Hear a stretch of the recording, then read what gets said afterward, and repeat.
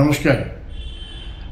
আজকে আমার আলোচ্য বিষয় হচ্ছে শীতকালে আপনি কি করে শরীরটা সুস্থ রাখবেন। শীতকালটা বসে কি হবে, লোকে নড়াচড়া করতে চায় না, সবসময় লেপের তলায় শুয়ে থাকতে চায় বা কম্বলের তলায় শুয়ে থাকতে চায়, খাওয়া দাওয়া করলেও গল্প কিছু করে আর শুয়ে থাকতে চায়। সেই কাজ ক্ষমতা কমিয়ে দেয়, কিন্তু সেটা বললে কি ক্ষতি হবে সেটাই বলার জন্য আমি আপনাদের কাছে এসেছি। অবশ্যই আমাকে মনে আছে, আমি মলয় রায়, আমার মলয় রায় ফিটনেস মোটিভেশন থেকে আপনাদের কিছু টিপস দেব। এই শীতকালে আপনি কিছু সুস্থ রাখবেন, তার জন্য আমি কয়েকটা ব্যায়াম দেব, তার সঙ্গে খাওয়া দাওয়া দেবো। এইগুলো মেনে চলে আপনার শরীর সুস্থ থাকবে। আগে জানতে হবে শরীর সুস্থ থাকলে আপনি কি আপনার লাভ হবে। লাভটা এটাই হবে যে আমাদের শরীর ভালো হবে, শরীর স্বাস্থ্যবান হব, আমি শরীরের রক্ত চলাচল ভালো হবে, তাতে আমাদের গ্ল্যান্ডস এবং জয়েন্টসগুলোতে আমাদের কর্মক্ষমতা বাড়বে, আমাদের খিদেটা হবে, তারপর আমি নিরোগ হয়ে আমি ঘুরতে পারবো, বেড়াতে পারবো, ডাক্তারের খরচা হবে না। এইভাবে আমি জীবন ধারণ করলে আমাদের শরীর সুস্থ থাকতে পারে। আচ্ছা, তার জন্য আমাদের শুধু ব্যায়াম করলেই চলবে না, কিন্তু খাওয়া দাওয়ার দিকে নজর দিতে হবে। খাওয়া দাওয়ার দিকে শীতকালীন ফল, শীতকালীন সবজিগুলো বেশি করে খেতে হবে। বেশি করে খেলে দেখবেন আমাদের শরীর সুস্থ ভালো হবে, কোনো রোগ থাকবে না। আচ্ছা, আরেকটা কথা বলছি, এই খাওয়া দাওয়ার দিকে বলছি আমি যে তেলটা এবং মশলাটা একটু কম ইউজ করতে হবে, তা নাহলে অনেক নানা রকম রোগ ব্যাধি চলে আসতে পারে। যেমন আপনার কোলেস্টেরল বাড়তে পারে, যেমন ডায়াবেটিস হতে পারে। এইগুলো তো যাতে না হয় তার জন্য কিন্তু তেল ঝালটা কম করতে হবে। এবং আমি যে ব্যায়ামগুলো দিয়েছি কম সময়ের মধ্যে, যাদের 10 মিনিট 15 মিনিটের মধ্যে, খুব জোর 20 মিনিটের মধ্যে আপনার দেখবেন ব্যায়াম হয়ে যাবে। আপনি জিমে না গিয়ে, জিমে যেতে পারেন তো ভালো, তাহলে বাড়িতেও বসে বসে আপনি ব্যায়ামগুলো করতে পারেন। তাহলেও দেখবেন আপনার স্বাস্থ্য উজ্জ্বল হবে, স্বাস্থ্যবান হবে, স্বাস্থ্য সমর্থ হবে। আচ্ছা, এই জন্য আরেকটা কথা আমি বলি যে শরীর সুস্থ রাখতে গেলে আপনাদের সানবাথটা নিতে হবে। আপনারা নিশ্চয়ই দেখেছেন যে বিদেশে যারা এই সময়টা মানে সামারের সিজনে বা শীতকালে ওরা কি করে, ওরা সমুদ্রের তীরে চলে যায়, ওখানে সানের গায়ের মধ্যে তেল মেখে সান রেটা নেয়। সানের মধ্যে একটা D3 একটা রে আছে, তাতে কি হবে আমাদের শরীরে মাংসপেশির মধ্যে গেলে মাংসপেশির ফ্যাটটা কমে যাবে, ফ্যাটটা কেটে যায় এবং পেশিগুলোকে শক্ত সমৃদ্ধ হয়, একটু তাজা তরতাজা হয়। সামনে 10 মিনিট, পিছনে 10 মিনিট, এর মধ্যে মাথাটাকে আপনি কভার করে রাখবেন, মাথাটা ভিজে টাওয়াল দিয়ে পেঁচিয়ে রেখে আপনি সানবাথটা নেবেন, তাহলে এটা ভালো হবে। কিন্তু আমাদের এখানে তো সমুদ্র নেই, কলকাতা সমুদ্র। সেই জন্য কী করতে হবে, সকালবেলা আপনি 6টা থেকে 8টার মধ্যে নিতে পারেন, ছাদের মধ্যে শুয়ে গায়ে তেল মেখে মাথাটা কভার করে গায়ের মধ্যে একটু জল লাগিয়ে নিলে দেখবেন সানবাথটা নিলে আপনাকে সর্দি হবে না, সর্দি কাজ কিচ্ছু হবে না। এই রোদটাতে শীতে আপনার খুব ভালো লাগবে এবং মাংসপেশিগুলো সতেজ হবে, ফ্যাটটাও কেটে যাবে। সামনে 10 মিনিট, পিছনে 10 মিনিট, এইভাবে আপনি যদি সানবাথ নেন দেখবেন অনেক ভালো হবে। বাচ্চাদেরও নিলে আপনি করতে পারেন, বাচ্চারাও করলো, আপনিও করলেন। এইভাবে আপনি মেনে যদি চলেন, আমি যে ব্যায়ামগুলি সেগুলো চলেন, আপনাদের শরীর স্বাস্থ্য অনেক ভালো হবে। আমাকে কিন্তু জানাবেন। আর আমার ইউটিউব চ্যানেলটা মলয় রায় ফিটনেস মোটিভেশন চ্যানেলটা আপনারা সাবস্ক্রাইব করুন এবং এটা শুনুন, দেখুন, বুঝুন। কেমন? নমস্কার।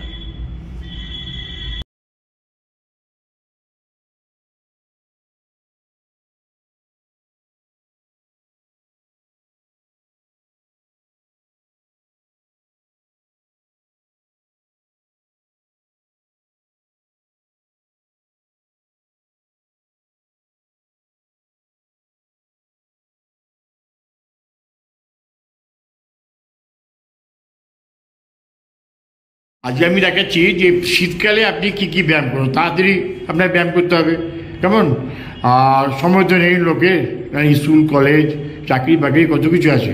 অল্প করে আপনি শরীরটা গরম করার জন্য, শরীর সুস্থ রাখার জন্য কী ব্যায়াম করুন। প্রথমটা হচ্ছে আর্ম ব্যাক ব্রিদিং। হাতটা কোমরে রেখে এইভাবে হাতটা তুলবে, দম নিয়ে গেল, দম ছাড়লো, আবার দম নিয়ে গেল, হাতটা পেছন চলে গেল, আবার দম ছাড়লো, বুক ভরে দম নিল, দম ছাড়লো। এইভাবে আপনি 10 থেকে 12 বার করবেন, 3 সেট।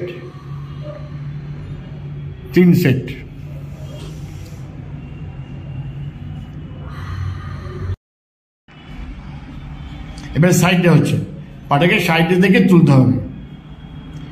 যে পা দাঁড়িয়ে আছে সেভাবে হিলটা, পায়ের টোটা তুলবেন, তলপেট টেনে এই 10 থেকে 12টা।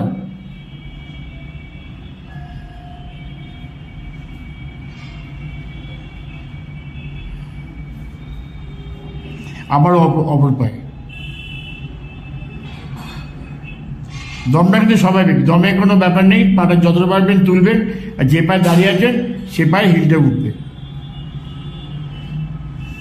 এইভাবে 3 বার 3 সেট করতে হবে। কেমন? এবার উনি করছেন লাইং সাইড বেন্ডিং। দেখুন কীভাবে করবে, কীভাবে শুয়ে পড়লো, মাথা তুলে হাতের দুটো ডাম্বেল আর ছোটো হালকা ডাম্বেল টাচ করছে, পায়ে হিলের মধ্যে টাচ করছে, আর দম ছাড়ছে। যখন বেন্ড হচ্ছে তখন দম ছাড়ছে।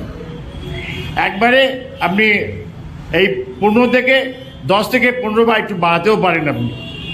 হ্যাঁ, যাদের কি পায়ের সমস্যা আছে বা বেশিক্ষণ দাঁড়াতে পারে না, এটা করে আপনি আরও দাঁড়ানোর চেয়ে শুয়ে পড়ে করাতে আপনার বেশি চাপ পড়বে আমার মনে হয়। আপনি একবার করে দেখবেন। একবারে আমি যেটা বললাম 15 বার থেকে 20 বার করবেন। একটু নিচে নামুন, একটু নিচে নামুন, নিচে নামুন, একটু নিচে নিচে নিচে নিচে, ব্যাস ব্যাস। এইভাবে থেকে দম নেওয়া ছাড়া 12 বার থেকে 10 থেকে 12 বার হাতটা বুকের কাছে রেখে দম নেওয়া ছাড়া। হাতটা একটু ফাঁক করতে পারলে ভালো, একটু ফাঁক করুন তো। হাতের পাতাটা ফাঁক, একটু ফাঁক। এইখানে দম নেওয়া ছাড়া। বুকটা তুলুন, ব্যাস, দম নেওয়া ছাড়ুন। 10 থেকে 12।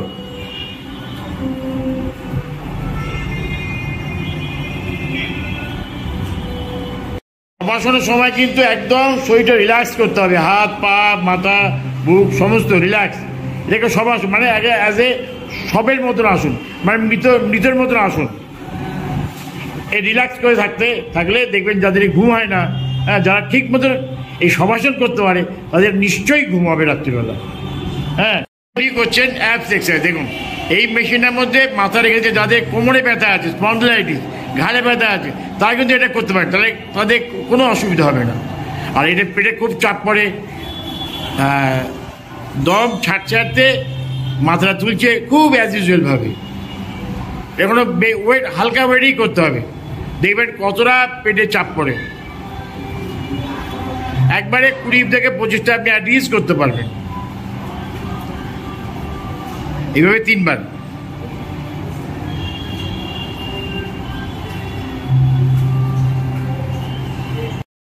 এবার উনি করছেন কপালভাতি প্রাণায়াম। হাতটা পেটে রাখতে বলেছি কেন, হাতটা রেখেছি ফিল করতে পারবে পেটে ঢুকছে কিনা। করুন আপনি। এবার দম ছেড়ে ফু দিয়ে দম ছাড়বে, আর পেটটা খালি হবে। যতটা পারবেন খালি করবেন, পেটটা আরও খালি করার চেষ্টা করতে হবে দম ছেড়ে। আর ওই হাতটা হাঁটুতে রেখেছি সিদ্ধাটা সোজা রাখার জন্য, সিদ্ধাটা সোজা রাখতে হবে। ছাড়ুন, জোরে জোরে ফুদিন। যেন না ফুদি না প্রদীপ নিবাই বা শঙ্খ পোয়াই। এখন আমাদের শঙ্খ পোয়াটা কমে গেছে, অনেক বাড়িতেই শঙ্খ পোয়ায় না। এই জোরে সেইভাবে জোরে ফু দিতে হবে, তাহলে লাঞ্চেরও এক্সারসাইজ হবে আপনার। জোরে ফু দিন, হ্যাঁ জোরে ফু দিন,